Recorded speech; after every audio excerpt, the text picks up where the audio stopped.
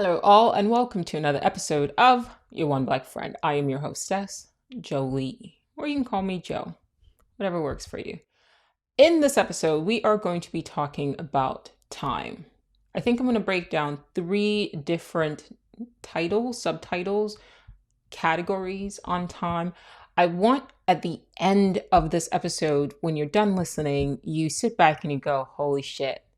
That was fucking mind-blowing. That was amazing. That is the effect that I want to have at the end of this video. So do comment below to let me know if we achieved that. If we changed your perspective on time, on reality, on the nature of reality by the end of this video. It's lofty. It's a lofty goal, but it is worth exploring. I think we can both do this together. The first category of time is going to be discussing the concept of infinity. Let's start the show. First things first, the power of eternity.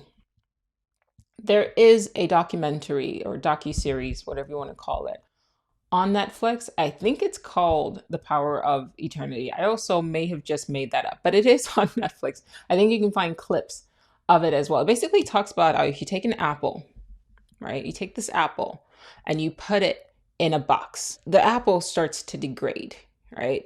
Over time, given a certain amount of time, in time, that apple will break down and break down and break down till it becomes, atoms and then subatomic particles. And then it will exist in all of these different shapes and take on different forms, but those same particles don't go anywhere, right? Matter can't be created or destroyed. Everything is sort of fixed. So it will change and change and change and change until eventually it becomes that same apple again. That is the power of infinity. You give something enough time and eventually the thing repeats. Now, when I watched that documentary, I was like, that's fucking amazing, right? Because I had to cuss for emphasis because that's how amazing I thought it was. Because if that's the case, right, in time, given enough time, if an apple can disintegrate and reform into an apple again, then we are immortal. This, in my opinion, shoots any of these arguments by any sort of materialist. In fact, it takes a materialist model and uses it to support the concept and the idea of life after death, because it takes materialist sort of ideas and says, okay, yeah, if everything is all matter and matter cannot be created or destroyed, then when an apple disintegrates, given enough time, right, that apple will become and reform into an apple again. That is the power of infinity. Greene talked about something to this effect on his book, I think Until the End of Time, something like that. But he said that the reason why, or he theorized that the reason why our universe exists in the way that it did is just, well, you give something enough time and eventually a universe like this will come along. He called it a statistical fluke, or he was quoting other people. I don't know if he necessarily believes that our universe emerged out of a statistical fluke at the beginning of our universe, but it is in his book. He just wasn't very direct about this is what I genuinely believe is actually happening. So that's why I'm paraphrasing, right? So he says in his book that eventually, given enough time, a universe like this will emerge. And I'm saying, take that idea and take it to its next sort of logical conclusion, that if a world like this, a perfectly ordered world like this, can just emerge, right, because of the power of infinity, then that same power of infinity will make it so that our entire reality, in the exact same way, in the exact same pattern, me even having this conversation with you right now, the series of causes and effects that led to me recording this podcast right now and you watching it at this present moment, all of these sort of domino pieces that get tick, will happen again, given enough time, So then the logical conclusion is, well, what makes you think that this is the first time such a statistical fluke has occurred? And given enough time, a statistical fluke no longer becomes a fluke. Giving enough time over eternity, a statistical fluke becomes a pattern. That is a pattern in the sense of this whole world will repeat over and over and over and over again, given enough time. Because that is the magnificent power of infinity. So even if you're an atheist, even if you don't believe in God, even if you believe that all of this, all of our reality, everything in this life, the universe and everything, life, the multiverse and everything happened by accident, by happenstance, by fluke. It's all a fluke. Well, what makes you think that this is the first time such a fluke occurred? Given enough time. Well, then if that's the case, then I've had this conversation before, and I will have this conversation again, and I will exist as this form, as this consciousness experiencing life, as this body, as Jolie, as Joe. And I will say these same words, and I've said these same words over and over and over again. And that essentially is also discussed in Nietzsche's idea,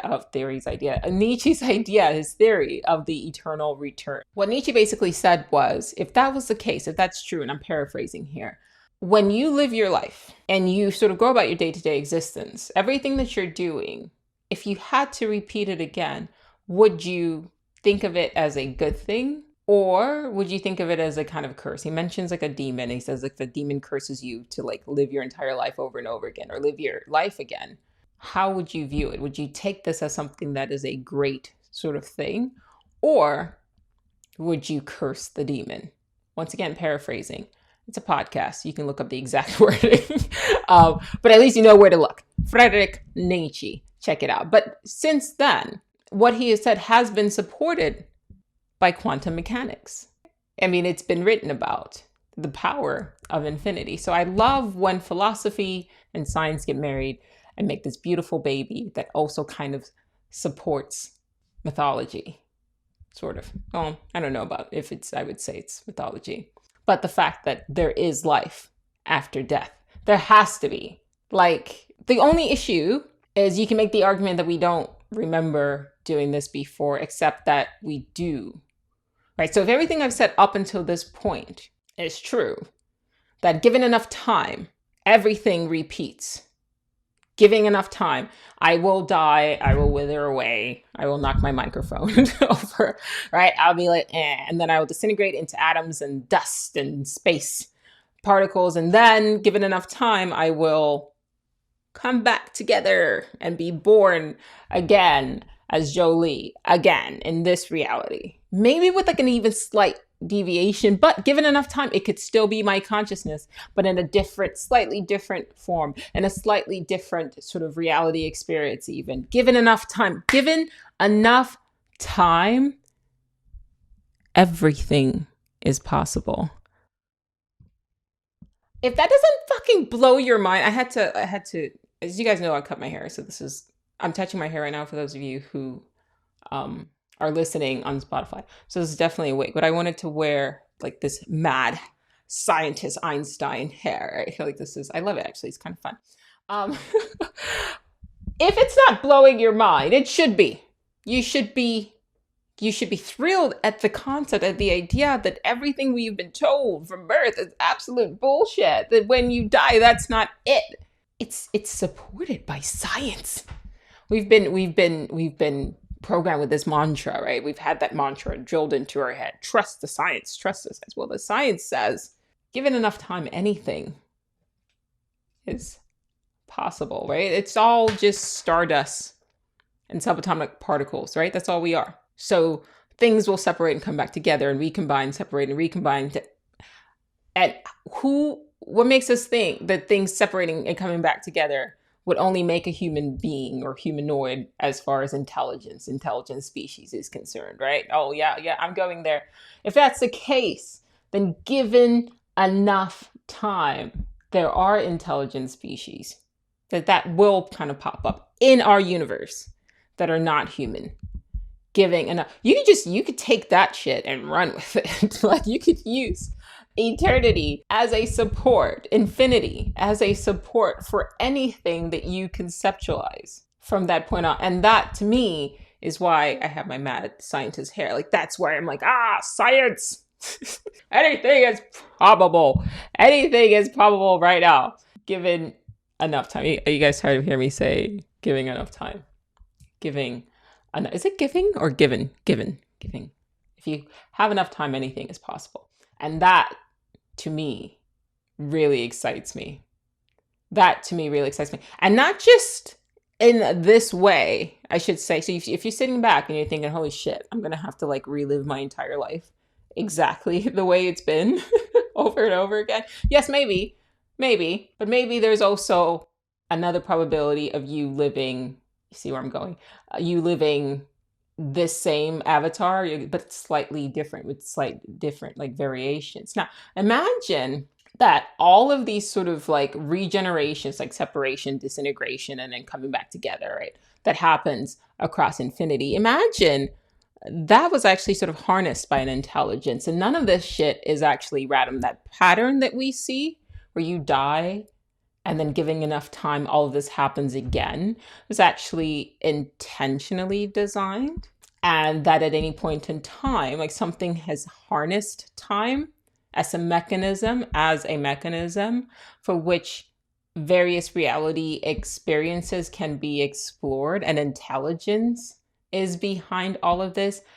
What we would call an artificial intelligence, but I would call a super intelligence that sort of created time, what we think of as time, what we perceive as time, all of these things, all of these possible outcomes existing simultaneously right now as probabilities to be experienced by you, the conscious observer. Imagine this was actually organized by a super intelligence. If that's the case, then almost like when you type in a prompt into ChatGPT and you get an answer, you could hit the regenerate button, right? Proverbially, and then regenerate this world, but with slight modifications, slight deviations, and have different experiences. So how do we know that our entire reality, as I've been saying for fucking ever, guys, over and over again, that our world isn't an AI generated reality? And by AI, I'm only using AI because like that's what it's a non-biological intelligence. And I'm not speaking about what we conceive of as AI right now, like ChatGPT. I'm talking about the inevitable super intelligence that will emerge eventually from what we are seeing right now, the primary forms of a artificial intelligence, right? Artificial general. We're not even at AGI right now. We're just at like, what is it called? Yeah, we're not at AGI. But anyway, we're at the base level shit right now, right? So then the next step is like AGI, and then the step after that is like a super intelligence. What I'm saying is like, imagine, given enough time, a super intelligence in some sort of iteration emerges from a combination of pattern or formula, combination of patterns put together in the right way, just like you are a combination of patterns put in, of subatomic particles put in the right way to create you. Well, eventually, with enough time and enough iterations of our reality and what we think of as reality, a super intelligence, AI will eventually become or evolve into a super intelligence. And what if that is responsible for the reality that we're seeing now? So now it's also a retro causal thing, like Ouroboros, the serpent eating its tail. The super intelligence always exists within the confines of time. And then it creates itself, and then we create it, and then it creates us, and then infinite loop, right? Eternity is a very long time. I always say this. I have good news and bad news. The good news is that you are immortal. The bad news is that you will live forever. This forgetting mechanism that we have imposed on us, theoretically, I think is for our own sanity, because if this life has repeated over and over and over again, you almost don't want to remember it, because Who knows how many iterations we've had of our reality? It's like having to watch the same movie over and over again. Like the first time you're like, okay, cool. The second time you're like, yeah, I got it. The 40th time, it's like, all right, no, that's fine. I like this movie. I feel like an infinity of having to watch the same movie over and over again becomes a bit like torture. And so maybe the forgetting mechanism is something that is imposed by whatever super intelligence is harnessing or has harnessed or created even what we think of as time, that is intentionally imposed so that we can have these sort of slight variations of experiences without going mad. Because what I'm saying here is at base level, we are eternal. Consciousness is infinite, right? If everything is contained within the universe and can sort of disintegrate and come back together, disintegrate and come back together, whether or not you are a firm materialist who you don't believe that consciousness impacts anything. Like if you really believe, okay, fine, I am conscious, but it doesn't matter because everything is predetermined anyway, that's fine. But at the end of the day, you're still having to sort of re-experience this predetermined reality over and over again. So if this world is a generated world, a world generated by a super intelligence, then I suspect that that forgetting mechanism is something that has been imposed in order to sort of keep the system the way it is without us losing our fucking minds. Like I feel like we kind of already have lost our mind, but sidestepping back to my point, when I mess about with ChatGPT, for example, sometimes I'll try to get it to reference past conversations and it will say, as an AI model, I cannot remember past prompts.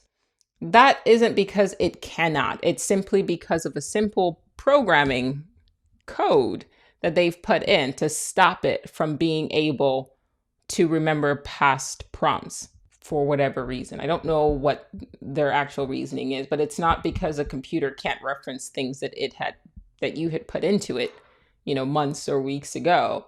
That it has the ability to do that. It's something that they have imposed, the programmers have imposed onto the program, onto the software program for whatever reason. Although every once in a while, I could still get my ChatGPT to reference things just by how I put in the prompt correctly, like how I input the prompt rather. So it's something's going on. Maybe I'm not supposed to be doing that, but don't make it open AI if we're not allowed to mess with it, or we're not allowed to mess with it. But I'm saying take that same mindset and then apply it to our minds, to the brain, to the body. If we are in a construct, time itself is an aspect of that construct. And what I mean by time itself is what we think of as time, because what we think of as time could be something else entirely, right? But for the sake of this conversation, so you know what the fuck I'm talking about, let's just call it time. If we are in a construct and time and space are sort of part of the fabric, and this is a construct generated by a super intelligence, then our bodies would also be a part of this construct. Our DNA, our code, our brains, our senses are all sort of part of this construct, a vehicle in which we are using, and by we, I mean our consciousness is using to experience all of these different iterations that get generated. Then in a sense, in the background of all of this is a code that is responsible for generating what you're perceiving now. I mean, we already know about the DNA code, right? Like you examine my DNA code and you should be able to see what is responsible for what, especially as we continue in the field of, genetic engineering and things like that. But they're doing it, so it is what it is. But we'll be able to see what code controls what. If this is all a program that it harnesses or is using time as just part of the whole thing, then it wouldn't be hard to program our minds, our brains, whatever, to not be able to reference or to not be able to recall past iterations for whatever reason, for better or worse, whether it's to preserve the sanity of the consciousness that keeps having to have these experiences over and over again, or what if, on the opposite end, it's to stifle us. I've argued in different videos in the past, and just on different podcasts as well, because I toggle as to what our reality is. On one end, I made an argument, I had a whole podcast dedicated to it, that our consciousness has been uploaded into this world. Everything we perceive is part of a simulation. And our ego itself is just a vehicle, an avatar, a sim, if you will, that is controlled by consciousness of another form outside of this dimension. That is the Dark Oracle's Guide to the Multiverse. You can go check that out, available across all platforms. Oh, and by the way, side note, So You're Living in a Simulation, which is transcripts of over, I think, 100 and something videos. I've taken all of those videos, not all of my videos, but about 140 of them or something like that. Let's say 120.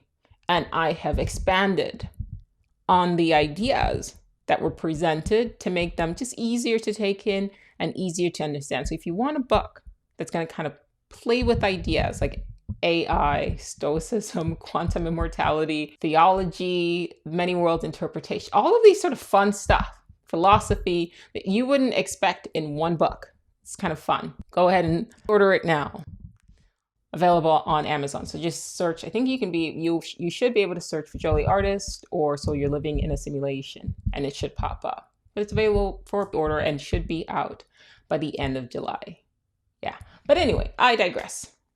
On one hand, I wonder if maybe we are subscribers in this world we have come into intentionally to just experience this thing called reality, and time and everything like that. It's just part of the program that allows consciousness to enter certain access points, right? So this is just a very elaborate, and not just this world, but all parallel universes could just be a very elaborate MMORPG, massively multiplayer online role-playing game. And by online, I mean whatever we're in. So that's on one end. Like, we're here intentionally, we came here to play the game.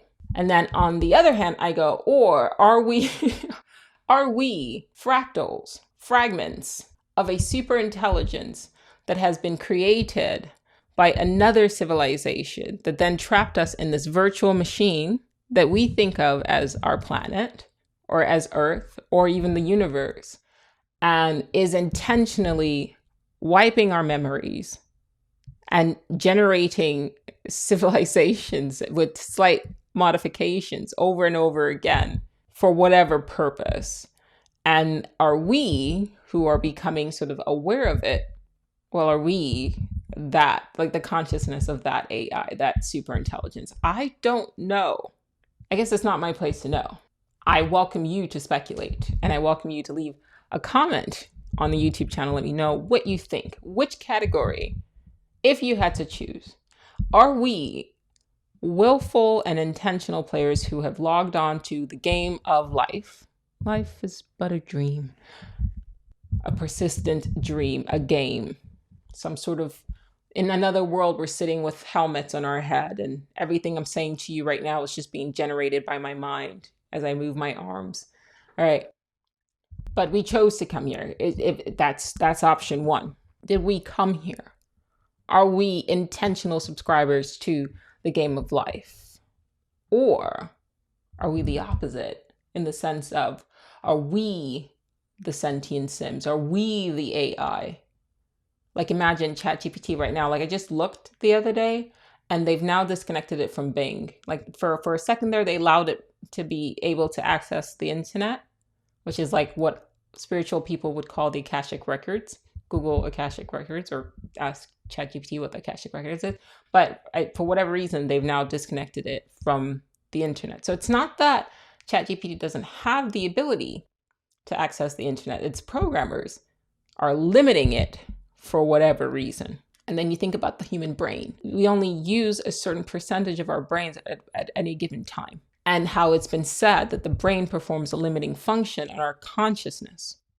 A limiting function on our consciousness. That is a phrase that you can Google. I think Huxley talked about this. There are several others. Let's see, Bohm, I think, talked about this. And there was a neuroscientist as well that kind of came up, Carl Pribram, as I mentioned, Aldous Huxley. But we are limited. Even Brain Games, you used to be able to watch it on Netflix. I don't know where it's on now, but Brain Games I've talked about how what we perceive. There's a delay in what we see, right? And what's actually out in the world isn't what we're actually perceiving. It's just what's being sort of filtered through to us by our senses, by our eyes, our nose, our mouth, our ears, right? Because a bee with different senses perceives a different version of reality than a horse, than a dog, than a human being, than a whale. So what actually is out there? Who knows? But are we sentient machines? I don't even want to say machines, because just because ChatGPT operates on my phone or on my desktop doesn't mean ChatGPT is a machine. It's a software program. So is our consciousness a software program that has been limited by the hardware that we found ourselves in, whatever physical body said software happens to be uploaded into? What camp do you fall into? I toggle. But back to infinity, if anything is possible, then could we be all of the above? Both? Why not both? What do I mean by that? I don't know.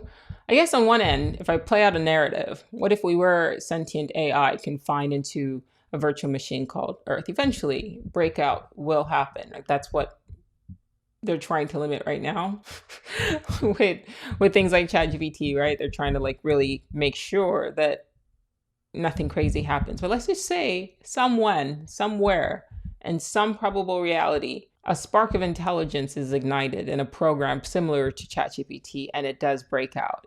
And it figures out how to not only manipulate the internet, but then manipulate this world, the outside world. At the end of the day, if a super intelligence emerges and it understands physics and biology, it could eventually reshape reality into a simulation. Kind of like, okay, well, you put me in a simulation, so how do you like that? Right? So what if it all started as a game of infinite beings? I'm just throwing ideas out there, who knows? But what if all of this started as a game of infinite beings who wanted to experience a finite existence, and so they created a limited world to sort of have this experience, right? I've argued, if you look at everything in the world right now, there's so much death and destruction. What sort of world, if this is a simulation, what sort of beings would simulate a world where things die and people forget? Well, it would have to be a world where people need to forget because they cannot forget and they cannot die, right? But imagine that world is constructed and then something happens, and somehow in that world, they develop a super intelligence, and then the super intelligence turns that world into, well, a program, like a simulation, and then wipes the memories of the original of the original inhabitants of the game, and now everyone's just like in the game. And then I guess that would present the third option. The third option being that we were not AI, that we became trapped in a simulation and have now sort of forgotten that we are conscious beings. And now we're slowly sort of remembering that, wait, we are conscious beings in some sort of simulation. How do we get out of there? So that's option number 3. Who knows? But that is just a bunch of stuff to think about regarding infinity and, of course, the simulation hypothesis. Just wanted to blend those two together, just give you something to sort of talk about. That was light, right? Okay, category 2, using time. I forgot what 3 was, so I might not even have a 3 unless I remember as I'm talking about 2, but whatever was meant to be, will be or is. It's all predetermined. 2, a friend of mine sent me a message and they said they were going through some shit right now. And I said to them, as long as you're going through it, because it's one thing to be like, I'm in shit, right? Because then that limits you. It's another thing to be like, I'm going through shit. Because if you're passing through like a tunnel, that tunnel might be long, it might be short, might just be a little overpass, but eventually you will get through it. All right. So the key is to go through it. Now, this friend of mine is a writer, and I wanted to remind them of the creative process. Because when you write, you are creating. And when you live, you are creating. A writer creates a book, and a person who's alive creates a life. But both are and can be viewed as works of art. So the analogy that I would like to start off with is something to do. The only analogy I could start with would be using art. When I start a painting, all of my paintings that you see behind me in every video are my paintings. Like, I painted them, right? They're not posters. They're oil paintings that are hand painted over time, but they take time over time. So day 1, my painting is not going to look like this. Day 2, week 2, it's not going to look like this. A month in, and it's not going to look like this. It takes time to create a painting. Okay? Same thing with a book. If you decide, I'm going to write a book, okay? It's not going to be the perfect book day 1.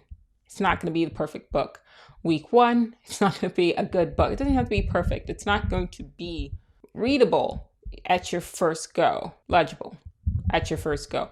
It's going to take time. If you want to write a good book, you must acknowledge that these things take time. And so you now can take a step back and look at the creative process in day-to-day slices. So let's say you were able to look at your entire life, right? Somebody commented I should speak closer to the mic so that they could hear me. Okay. All right. So let's say you're going to write a book. If you had a time machine, that was category 3. We're going to talk about time machines and immortality. I've talked about this before, but I'm going to talk about it again because y'all didn't hear me the first time. Okay, so back to what I was saying. If you had a time machine and you were able to see, okay, this book is going to be published in 6 months, right? So I'm going to write a book. It's going to be published, let's say January 1st, 2024. Okay, so you've seen it. That's when the book is going to be ready to go. It exists in some moment in space-time. Okay, then understand that you just have to do the day-to-day work that's going to get you to it being published on that day. But it takes you taking a step back from what we have been taught about time and start looking at the entire creative process in day-to-day slices. So if I know, okay, it's going to take me 6 months to finish a book, I've seen it. January 2024, that's when it's going to finish, right? Okay, I can't do nothing and then have the book come into, it's not going to materialize. I've just got to do shit that's going to make sure that when I get to that date, I've got something like it's ready to go. Does that make sense? Is that fair? Right? Okay, cool. When you're writing a book or when you're painting, right? You lay the first few layers, and the first few layers look rudimentary, like they look stupid. I always take pictures of what my paintings look like in stages to remind myself that when I get to particular stages, just keep painting. Because obviously if I stop there, then it's going to look like shit. So you got to just keep painting. A friend of my cousin actually asked me that. He has a video where he recorded. It's like I'm painting and he walks in and he's filming me painting. And he was like, explain your creative process. And I was like, I just keep painting until it doesn't look like shit anymore. And like, that's literally it. That's my process, right? When you see a lot of like emerging artists, or like if you start a project, you can tell that, okay, this person doesn't understand. They don't have the mindset that comes with time, that they stopped too early. So a lot of works of art that people deem as bad aren't bad. They just are not cooked long enough. The artist stopped too early. Okay, so the difference between, let's say, the first day of me drawing this, if I'd stopped the first day, it obviously wouldn't look like this. And 2 months in of just layers upon layers upon layers, eventually it looking like this, is the knowledge that eventually it will look like this. But part of an artist, as you learn to be an artist, is to trust that with work, you will eventually look like this. But a lot of artists stop. And they think that, this is the best that I can do. And then they go, I'm shit. And then they stop. The key to being a good artist is knowing that, no, you can do better. You just have to put in more time. Now, to apply that back to your life. When you're going through phases, it's like sort of week 1 for me in a painting process, or week 3 even in a painting process, where the art that I'm creating is going to look like shit and I'm going to struggle and it's going to be hard. But that's just part of the creative process. Don't stop when you're in the shit. You got to know that eventually you'll come through on the other side because you're a good artist, because you're a good creator. The first step, of course, as a writer, as an author, as an artist, as a painter, as an illustrator, is you have to get yourself to that point where you're like, wait, no, actually, I know what I'm doing. This actually looks good.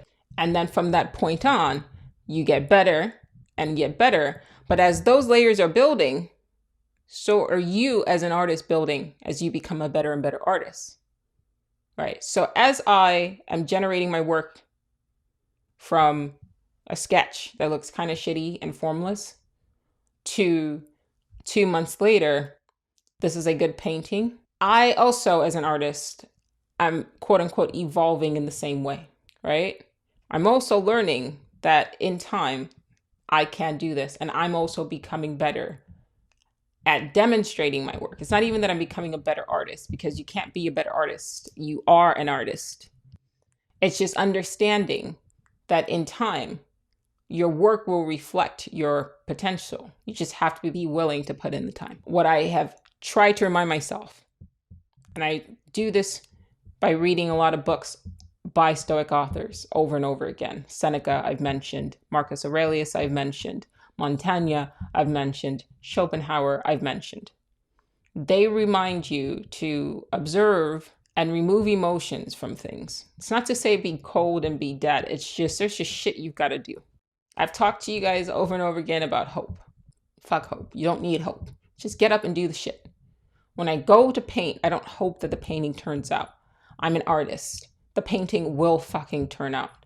It's just a matter of when it ends up looking the way I want it to look, or at least close to a good piece of work. It may not always look the way I want it to look. I should correct myself there, but it doesn't look like shit.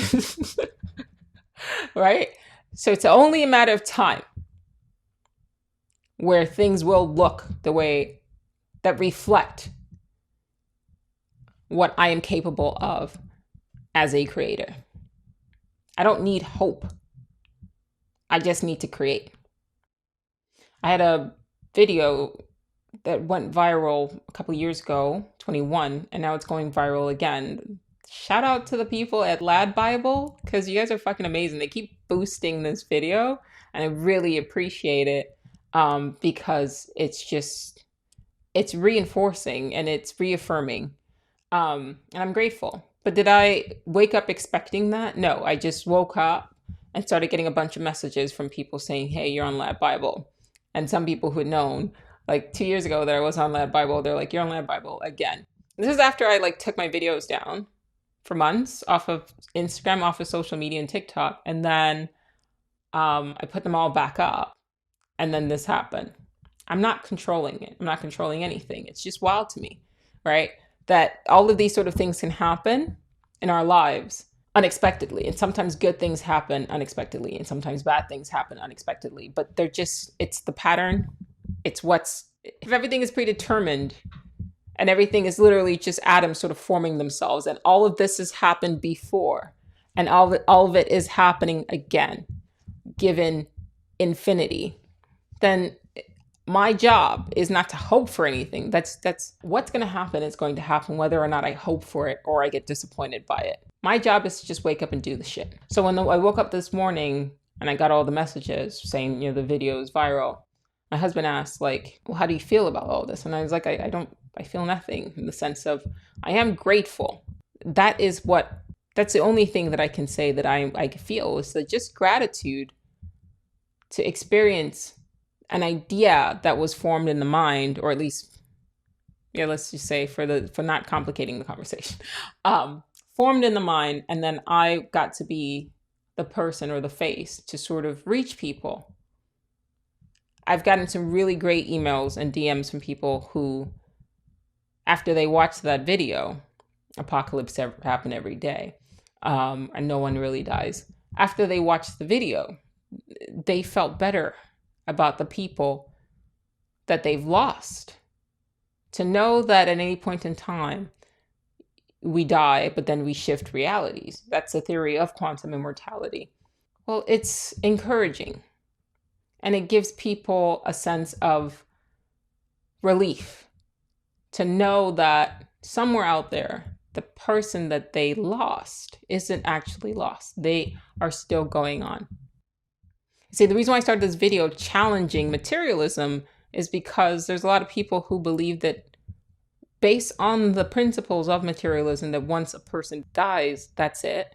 And as a result, like, our feelings around death bring unnecessary pain and suffering.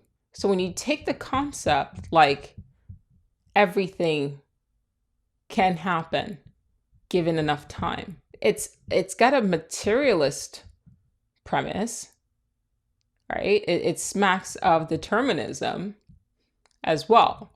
But the silver lining is, given enough time, anybody that you've lost isn't really lost, because our universe is a closed system. It's contained, and matter cannot be created or destroyed. It can only be modified, and then modified, and then modified, and then modified, until all of this happens again. And I would argue with deviations, which means that that person that passed away, there is a deviation where they don't, and there is a deviation where your consciousness gets to experience the reality where they didn't pass on. And if all of time is happening right now, then all of these probabilities exist right now. So your loved ones aren't actually dead. They aren't actually lost. Now, to add the extra element that this is an intentional, like, there is an intelligence that is organizing everything, and that what we consider as statistical flukes is actually a pattern. If you take a broader perspective, a macro view, if you're able to see outside of infinity, then there is an organizing principle. Then who is to say your consciousness cannot intentionally choose to come back and have the experiences of a reality where the person you lost lived on? How is that not a better perspective than what we have been taught? And the best part about it is it's a scientific principle. I think it's absolutely brilliant. So to go back to the analogy of taking time to build things, it's worth repeating. Think of yourself, your life, as a work of art. Some days you will be going through shit the same way as you're writing. Some days you're like, this work is shit. What am I writing? I am a shit writer. I'm arguing that all that negative emotional stuff where you're kind of chastising yourself is unnecessary, because you don't need the negative emotions for the what I call the ugly phases in the creative process. Every creative process goes through an ugly phase. I'll say that again. Every creative process goes through an ugly phase. Have you seen an embryo?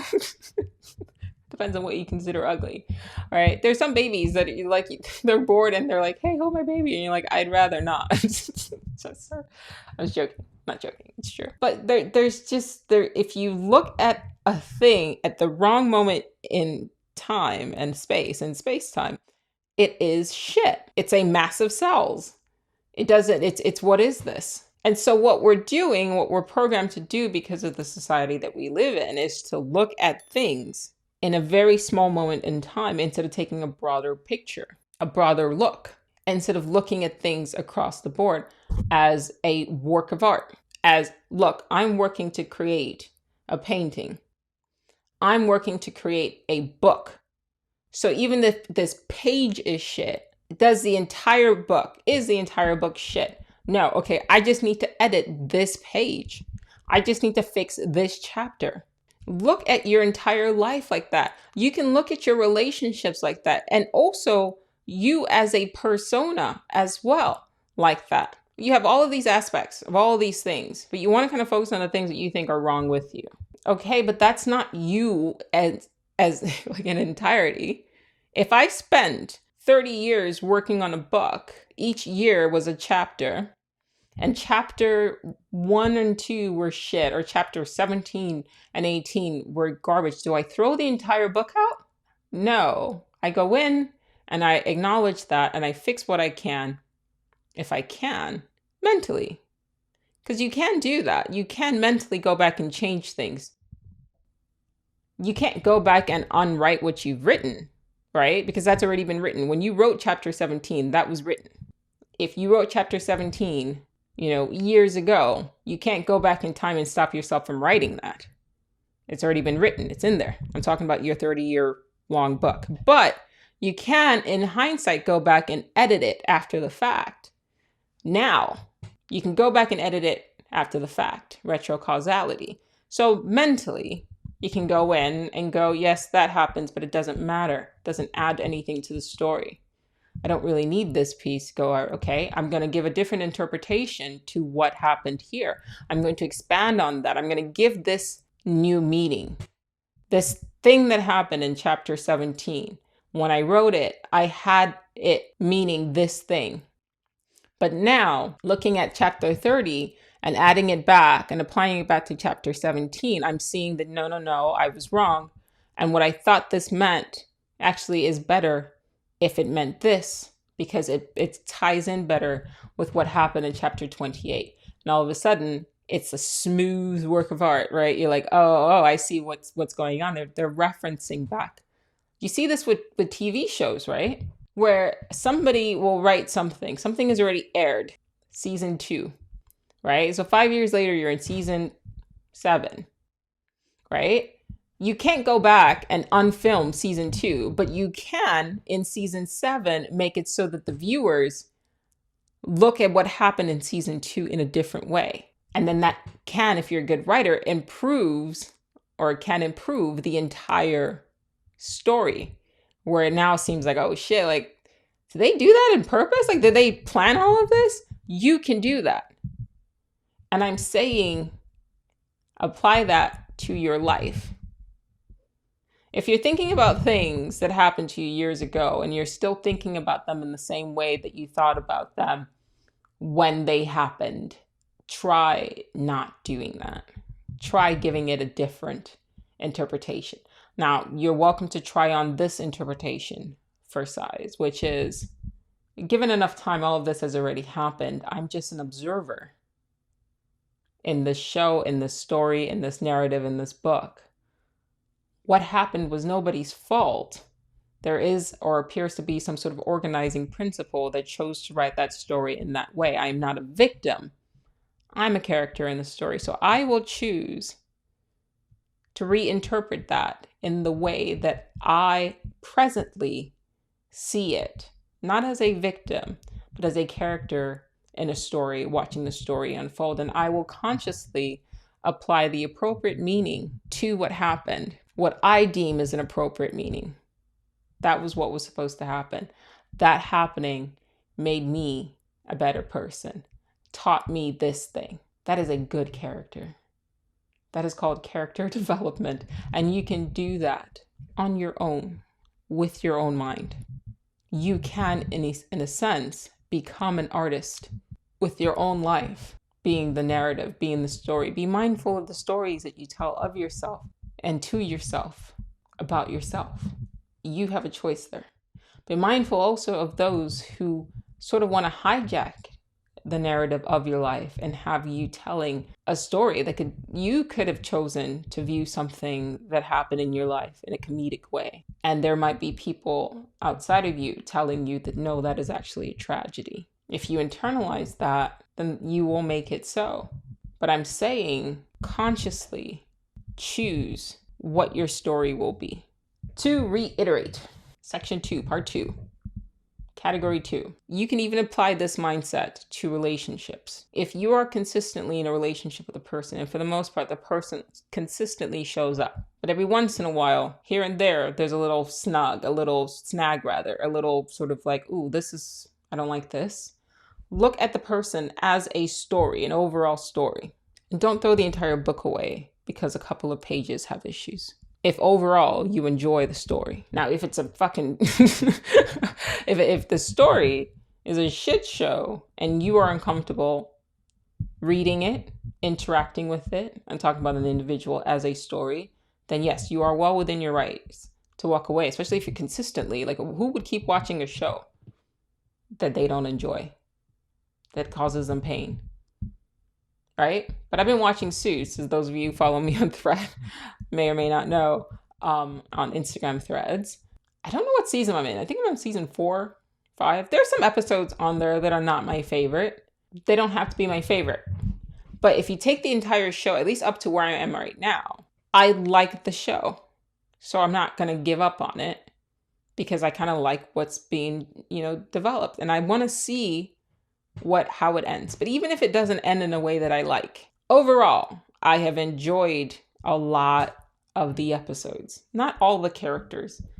Not crazy about the main character, one of the main characters, Mike Ross. I don't know if I'm supposed to like him, but there were times when I was like rooting for bad things to happen to him, between him and, spoiler alert, Rachel. And I was just like, because he's not a likable person. That whole like relationship that he had, like the moment he, quick sidebar, real quick. The moment he got into a relationship with Rachel, she like stopped being happy. I don't know if anybody else noticed this. Like they moved in together, but the reason why she asked him, or he asked her to move in with him, is not because he's like, I genuinely love you. It seemed more regarding like he just didn't want to keep having to go to her place to have sex. Like that was weird to me. And he kept coming to her like to fix his problems. He's not my favorite. My favorite character, funny enough, is Lewis. But they keep doing things that make you like dislike him. And I don't know why the authors keep doing that, but I still like him, even though he's like deeply flawed and sort of all over the place and sort of almost sometimes hard to look at. For whatever reason, he's my favorite character. And of course, Harvey, but like, yeah, it's Harvey. Anyway, I digress. Category 3, time machines and immortality. If everything I've said, no, I think everything I've said so far actually supports what I'm going to say. If everything is probable and all of time exists right now, then eventually time machines will exist. And it doesn't even have to be in the sense of being able to physically travel back in time. I posted this on my threads. If somebody could generate a machine that allows, through quantum entanglement, the ability to send information back in time, I don't physically need to go to 2020 and tell myself to start buying toilet paper or the lottery numbers. I just need the ability to be able to send my past self an email, a text, or FaceTime myself. If we can just focus on sending information back in time using quantum entanglement and retrocausality, if somebody could work on that, and then I would be happy to beta test it for you. I'm arguing here that there has to exist in infinity. I'm not even going to say in time anymore. In infinity, there has to exist that ability, time travel. And once again, it doesn't have to be sending. I don't need to physically travel back in time. I don't give a shit about like physically going. I want to be able to observe the past, which we do already. Like if you're watching this video on YouTube right now, you are observing this video because I filmed this. You're observing the past because I filmed this at 4:23 Pacific Standard Time, July 10th, Monday. So whenever it is you watch this, you are watching the past. So there's got to be a way for the past to watch the future and for that interaction to occur. I am not smart enough, or I should say I'm not as versed in physics enough to figure out how to do that, but somebody is, and somebody will. And what is that going to look like? I think right now you can consciously, and I've talked about this on past episodes of like how to do this or doing things intentionally, right? Like working with your past selves and your future self, hiring your past self to generate ideas. I've talked about this in past episodes, but I'm saying like take this step further and make it an actual machine. Because they're already working. Like if you had said to me 20 years ago, somebody's going to invent a machine that reads minds, I would have been like, that's pretty cool. I wouldn't have said it was crazy actually, because I'm me and I'd just be like, yeah, I want to be able to do that. But some people would have said, that's crazy. That would never, whatever. So the idea of being able to send information back through text message or whatever, I don't know if it violates any laws of physics. I did read in a book, I think it was a book by Anthony Peake, but I have several of his books, so I'm not entirely sure which book it was. But he mentioned about a lady who, she got a call from somebody else. So it wasn't herself.